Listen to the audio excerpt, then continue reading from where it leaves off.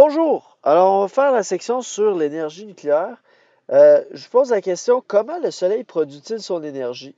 Et peut-on recréer une mini-étoile en laboratoire? Sur une magnifique photo d'un coucher de soleil. Alors, on a vu... euh, on- donc, dans le fond, on va s'intéresser maintenant au noyau de l'atome. Alors, dans les sections précédentes, on s'intéressait beaucoup à l'électron. Quand on parle d'énergie, le nucléaire, c'est ce qui fait référence au noyau. Donc, si vous avez remarqué dans les sections précédentes, c'est ça comme le modèle de bord, on s'intéressait seulement à l'électron finalement. Mais là, maintenant, on s'intéresse seulement au noyau. Donc, ici, on a une représentation très schématique d'un atome. Ici, plus réaliste, justement, avec comme un nuage d'électrons. Alors, là, juste une petite révision de choses que vous avez sûrement déjà vues ici, la notation d'un isotope. Donc, ici, on a X va représenter le nom chimique de l'élément. Z, ça va être le numéro atomique, c'est-à-dire le nombre de protons. Et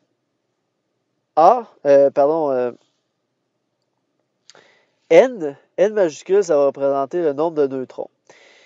Dans le symbole ici, A, ça va représenter le nombre de masses.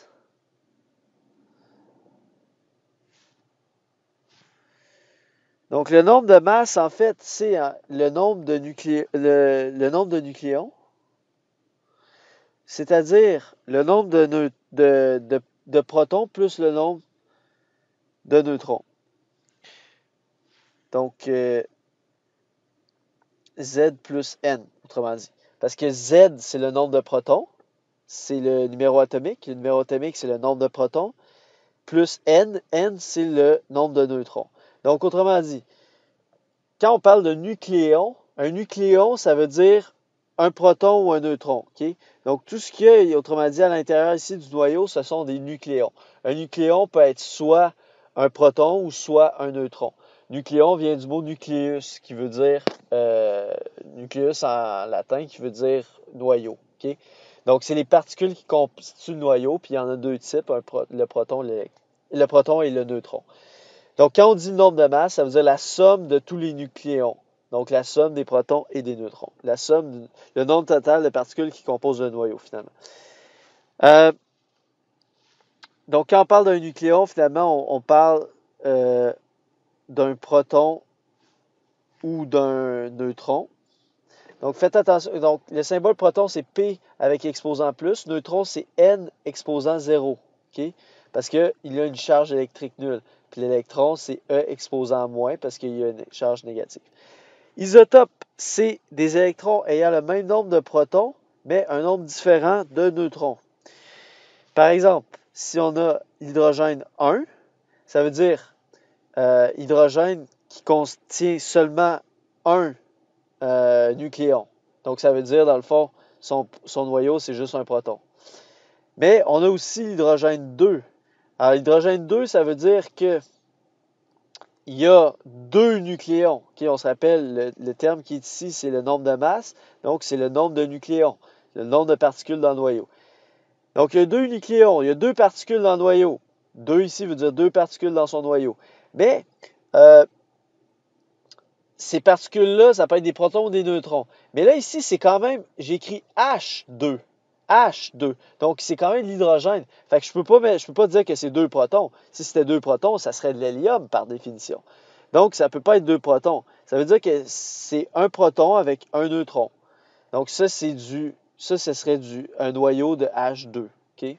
Donc, un atome, un seul proton, donc c'est de l'hydrogène, mais vu que c'est deux, l'isotope 2, donc ça veut dire avec un neutron en plus. Puis si maintenant, on aurait aussi du H3, qu'on appelle l'hydrogène 3 ou tritium en fait. Alors l'hydrogène 3, c'est encore de l'hydrogène, donc par définition, c'est clair qu'il doit avoir un seul proton, mais cette fois-ci, il va avoir deux neutrons pour qu'il y ait trois particules au total dans son noyau, okay? Parce que son nombre de masse, c'est 3. Alors ça, on appelle ça l'hydrogène 3 ou tritium.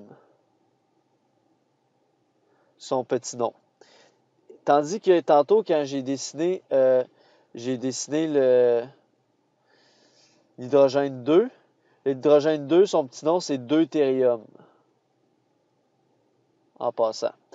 Donc, l'isotope hydrogène 3, on l'appelle le tritium, et l'isotope hydrogène 2, on l'appelle le deutérium.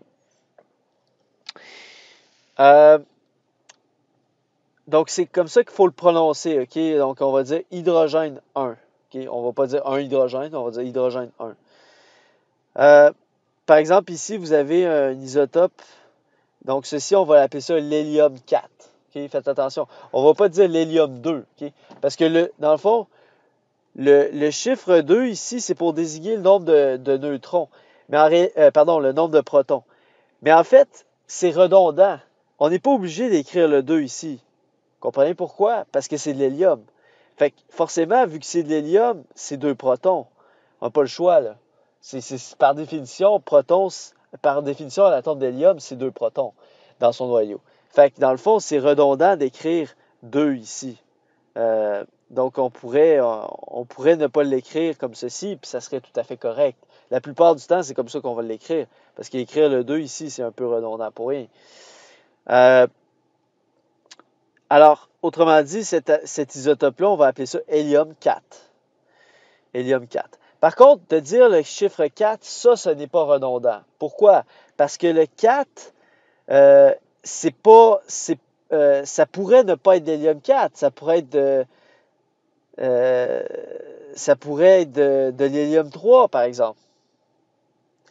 Ça pourrait être de l'hélium 2. Si c'est seulement, s'il n'y a aucun neutron, ça serait l'hélium 2. S'il y a seulement un neutron, ça serait l'hélium 3. Puis quand il y a 2 neutrons en plus de ces 2 protons, bien, ça fait l'hélium 4. Okay? Donc le 4, lui, il n'est pas redondant. Donc lui, il faut le dire. Le 4, le nombre de masse. Parce que le nombre de neutrons, ça peut, évidemment, ça peut être différent, même si on a le même élément. Donc c'est pour ça qu'on appelle ça des isotopes. Donc les isotopes, donc, autrement dit, l'hydrogène 1, l'hydrogène 2, l'hydrogène 3, ce sont 3 isotopes de l'hydrogène. Donc, c'est toujours l'atome hydrogène, c'est toujours l'élément hydrogène, mais avec des nombres de neutrons différents.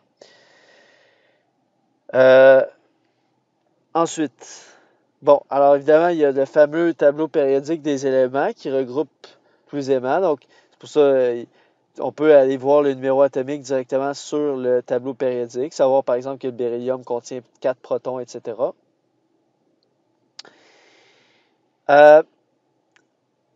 Ensuite, une unité de base qu'on utilise dans le monde du nucléaire, c'est ce qu'on appelle l'unité de masse atomique, symbole U minuscule. En chimie, en physique nucléaire, il est d'usage d'utiliser l'unité de masse atomique pour exprimer la masse.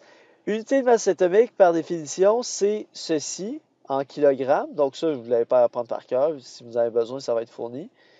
Par définition, la masse d'un atome de carbone dont le noyau contient 6 protons et 6 neutrons, c'est-à-dire donc il a un nombre de masse de 12, donc 12 particules dans son noyau, 12 nucléons, 6 protons et 6 neutrons. Par définition, là, cet atome-là a une masse égale à 12 U, 12 unités de masse atomique. C'est comme ça qu'est définie l'unité de masse atomique. C'est défini comme quoi un atome de carbone 12, donc un carbone ayant 12 nombre de nucléons, par définition, un atome de carbone 12 a une masse de 12 U. Et n'oubliez pas aussi, un atome de carbone neutre possède en plus 6 électrons, parce qu'il possède 6 protons, donc il y a 6 électrons qui vont venir neutraliser la charge électrique de ces 6 protons. Donc, si on résume ça, les protons et les neutrons ont à peu près la même masse. Donc, vous voyez la masse du proton ici, vous avez la masse du neutron ici. C'est similaire, c'est très similaire. À 3 chiffres significatifs près, c'est égal. C'est seulement à partir du 4e chiffre ici qu'il y a une petite différence. Le neutron, comme vous voyez, est légèrement plus massif que le proton, mais c'est léger. Et on peut l'exprimer en unité de masse atomique. Alors, une unité de masse atomique, ça donne, dans le fond, un petit peu plus grand que 1 pour chacun des deux nucléons. Ainsi, la masse d'un noyau dont le nombre de masses est égal à A, donc qui possède un nombre de nucléons égal à A, est à peu près égal à A unité de masse atomique. Les électrons qui tournent autour du noyau et qui remplissent la plus grande partie de son volume ont chacun une masse de 1836 fois plus petite que celle d'un proton. Donc les électrons, eux autres, comme j'ai dit ici que les protons et neutrons ont à peu près la même masse, mais les électrons, c'est pas le cas du tout. Les électrons sont beaucoup moins massifs. Les électrons sont beaucoup moins massifs. Donc, si on regarde ici, regardez en unité de masse atomique, 0,0000549. Donc, c'est beaucoup plus petit que la masse des deux autres. Les électrons, c'est beaucoup moins massif. Alors, quasiment 1800, autour de 1800 fois moins massif.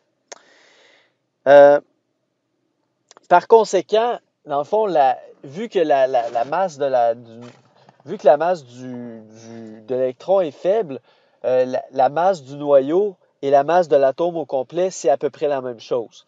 Étant donné que la masse de l'électron à 3 chiffres significatifs près est négligeable. Ou en tout cas, c'est faible. Pas tout à fait négligeable, là, mais faible. Question. Pourquoi le noyau atomique n'éclate pas par répulsion électrostatique? Autrement dit, si vous regardez votre noyau ici, là, regardez votre noyau. On a des protons plus, on a des neutrons qui sont neutres, qui n'ont pas de charge. Donc, comment ça se fait que votre noyau n'éclate pas par répulsion électrique? Parce que dans le fond, vous avez des plus qui se repoussent entre eux, puis vous avez des neutrons qui n'interagissent pas électriquement. Donc, comment ça se fait que tous les protons se séparent pas par force électrique, par force de répulsion électrique? Parce qu'on sait évidemment que deux charges de même signe se repoussent. Donc, pourquoi est-ce que tous les petits plus ne se repoussent pas, n'éclatent pas? Comment ça se fait que le noyau reste, on garde une cohésion dans le noyau? La réponse, c'est à cause de l'interaction nucléaire forte.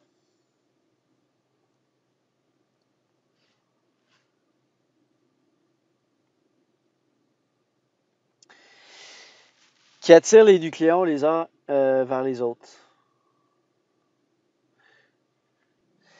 Donc, cette interaction-là nucléaire forte, c'est clair qu'on ne rentrera pas dans le détail de ça. Pour rentrer dans le détail de qu'est-ce qu'une interaction nucléaire forte, ça vous prendrait un cours universitaire, puis même un cours gradué universitaire en physique. Mais c'est juste pour vous dire, l'interaction nucléaire forte, c'est une force qu'on n'a pas abordée encore dans les cours de physique. C'est pas une force électrique, c'est pas une force qu'on a vue en mécanique non plus, c'est une force autre. En fait, toutes les forces que vous avez vues dans vos cours de physique jusqu'à maintenant, tout était ramené à seulement deux types de forces. Des forces étaient soit électriques ou de nature gravitationnelle. Donc, quand on parlait du poids, c'était une force gravitationnelle. Puis, toutes les autres forces que vous avez vues dans vos cours de physique jusqu'à maintenant, c'était des forces électriques, de nature électrique. Ça veut dire que la tension d'une corde, par exemple, c'est une force fondamentalement de nature électrique. Le frottement entre deux objets, c'est une force de nature électrique. Quand vous poussez un objet, c'est une force de nature électrique.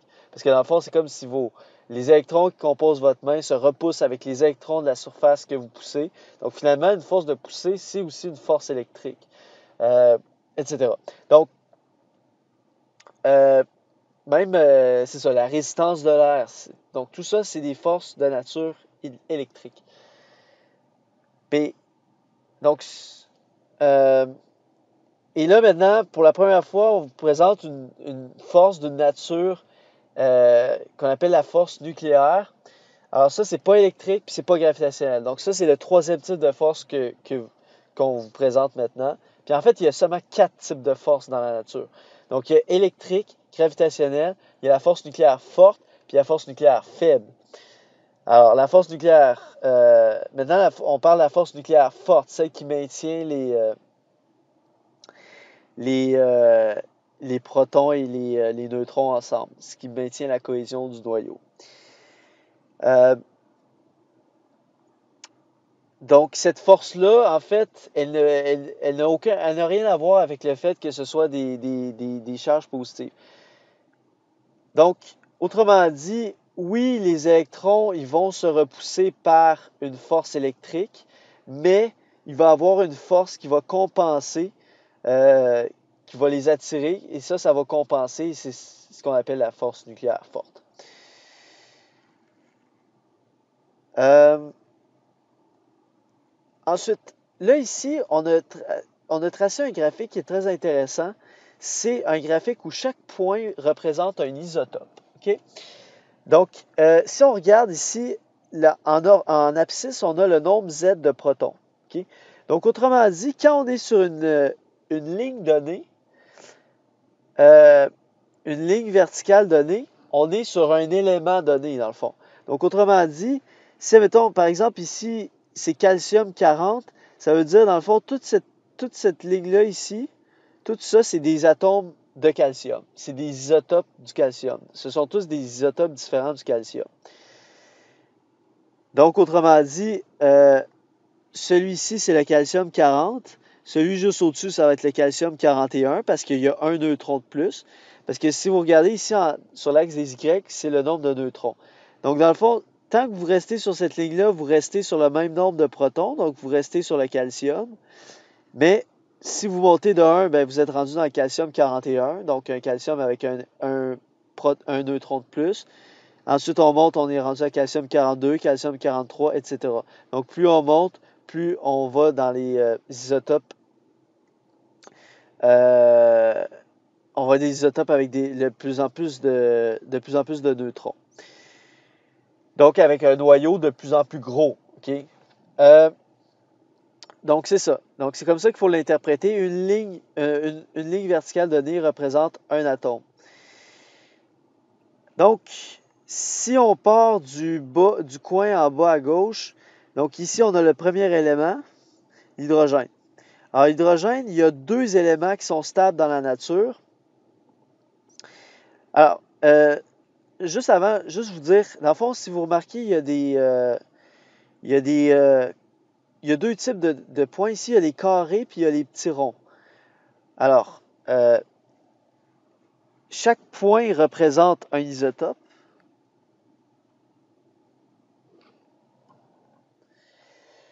Une colonne donnée représente un élément donné. Tous les points d'une même colonne représentent donc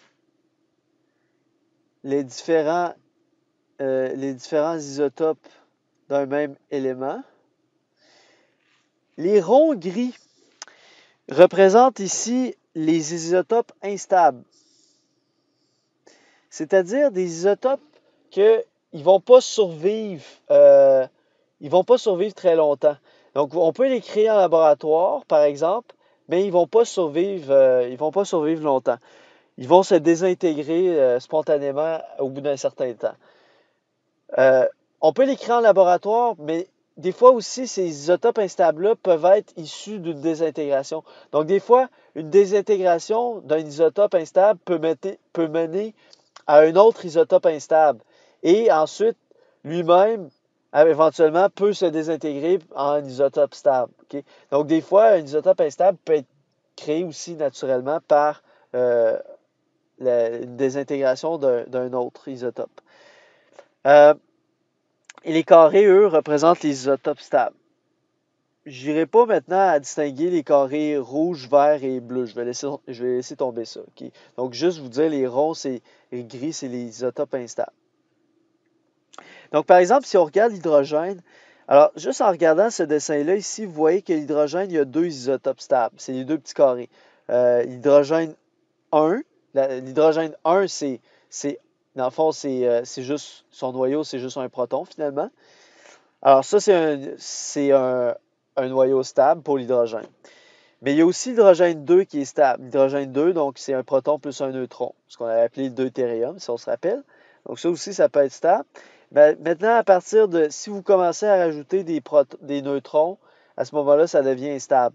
Donc, c'est pour ça ici que vous voyez ici le troisième isotope de l'hydrogène, c'est un petit rond gris. Qu'est-ce qu'on remarque sur ce schéma-là?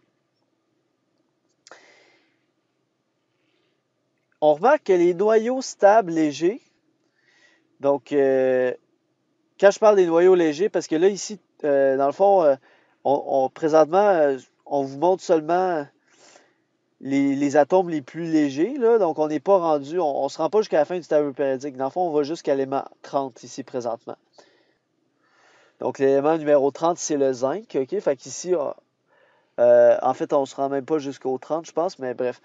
Donc ici, on a seulement les atomes les plus légers. Alors, si vous regardez vraiment les plus légers, donc ceux qui sont dans le début de la courbe ici, voyez-vous que c'est les atomes stables, les isotopes stables. Donc, les petits carrés, voyez-vous qui se trouvent tout le long de la ligne qui est en pointillé ici. Cette ligne en pointillé, c'est la ligne, la droite Z égale N. Donc, ça, c'est la droite qui est exactement, autrement dit, à 45 degrés.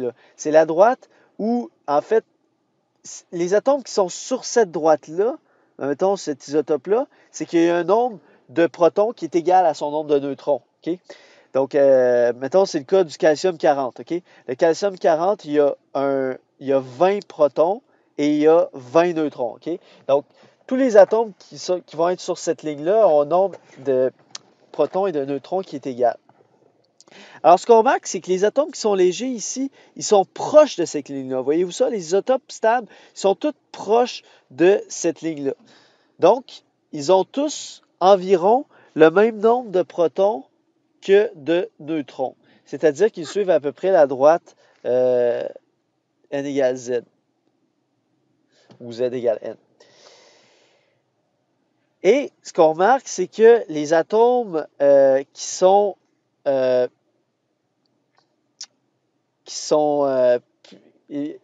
à partir d'une certaine taille, on comprend ici que plus on va vers la droite, plus les atomes sont gros, parce que plus on a de protons, donc plus on a des noyaux qui sont gros. Alors, quand on arrive dans les plus gros atomes, dans les plus gros noyaux, voyez-vous que la courbe de stabilité, elle se décale un peu au-dessus de la courbe Z égale N. Donc, les atomes plus lourds, pour les atomes plus lourds, les isotopes stables s'éloignent de la droite Z égale N vers le haut. Donc, autrement dit, ça veut dire que ces atomes-là, dans le fond, ils ont besoin de plus de neutrons qu'ils ont de protons. Donc, ce qu'on remarque, c'est qu'à partir d'une certaine grosseur, on a besoin de plus de neutrons que de protons pour avoir une stabilité dans le noyau. Puis là, maintenant, ça, c'est le même graphique. Ça apparaît petit, mais vous pouvez le voir mieux dans votre bouquin. Donc, ça, c'est pour tous les éléments, dans le fond. Donc, pas juste les premiers jusqu'aux zinc, là, mais vraiment tous les éléments. Et ça, on appelle ça la vallée de la stabilité. Parce que voyez-vous, c'est une espèce de vallée, là, la ligne ici, des isotopes. Puis ça, c'est les isotopes qui sont stables, dans le fond, qui sont tracés en carré rouge et vert et bleu. Là. Donc, on appelle ça la vallée de la stabilité. Petite remarque, on remarque que le plomb 208, l'isotope plomb 208 ici, c'est le plus gros noyau stable. Donc, en fait, tous les isotopes qui sont après, comme tous ceux-là ici, ils sont encore plus gros, mais ce sont tous des isotopes instables. Par exemple, l'uranium, tous les isotopes de l'uranium, tous les isotopes du thorium, etc., ce sont tous des isotopes instables. Donc, c'est juste des ronds gris. Et on remarque aussi qu'il y a certains éléments qui possèdent uniquement justement des isotopes instables, comme par exemple le technétium, le prométhium et tous les éléments qui viennent après le plomb. Donc, si on regarde sur le tableau périodique, ici, le plomb, il est là. Alors, c'est le plus gros noyau stable. Tous les éléments qui proviennent après sont des isotopes instables. D'ailleurs, je vois ça et ça me fait penser à quelque chose. Il y a eu une nouvelle qui est sortie récemment, comme quoi il y avait des nouveaux éléments qui avaient été découverts. L'élément ici et l'élément ici ont été découverts récemment. Ils ont été créés en laboratoire. Et celui-ci aussi. En fait, donc, le tableau périodique est considéré complet euh, maintenant. Pourquoi les gros noyaux, donc tous les éléments après le plomb, sont-ils instables? Euh, on peut l'expliquer rapidement de la façon suivante. Euh, c'est que, OK, imaginez ici, vous avez votre noyau. Imaginons que, par exemple, que les petites boules bleues, c'est les protons, les noirs, c'est les neutrons. OK? Mettons. Alors, quand vous avez un petit noyau, la distance maximale qui va séparer deux nucléons, donc, admettons, entre ici et là, c'est petit, parce que votre noyau est petit. Donc, tous vos nucléons sont relativement rapprochés. Donc, il y a une grande force nucléaire entre eux qui les maintient ensemble. Donc, ça crée une cohésion dans le noyau. Et ça fait une stabilité. Quand vous avez un gros noyau, comme un noyau d'uranium, par exemple, qui contient une multitude de nucléons, à ce moment-là, le nucléon qui est le plus, mettons, le plus à gauche, puis celui qui est le plus à droite, sont pas mal éloignés l'un de l'autre. Donc, on a une grande distance entre les deux, et ça fait en sorte, à l'inverse, que la force nucléaire qui va les relier va être faible. Donc, parce qu'il y a une grande distance. Donc, on va avoir une instabilité, on va manquer de cohésion dans le noyau à cause de ça. Donc, on va avoir une instabilité. Donc, ça, c'est une petite explication simple qu'on peut donner à ceci. Euh, Ensuite, en fait, rendu à ce stade-ci, on va prendre une petite pause et au retour, on continue avec l'énergie de liaison défaut de masse. C'est intéressant, là, on va faire un lien avec la formule d'Einstein.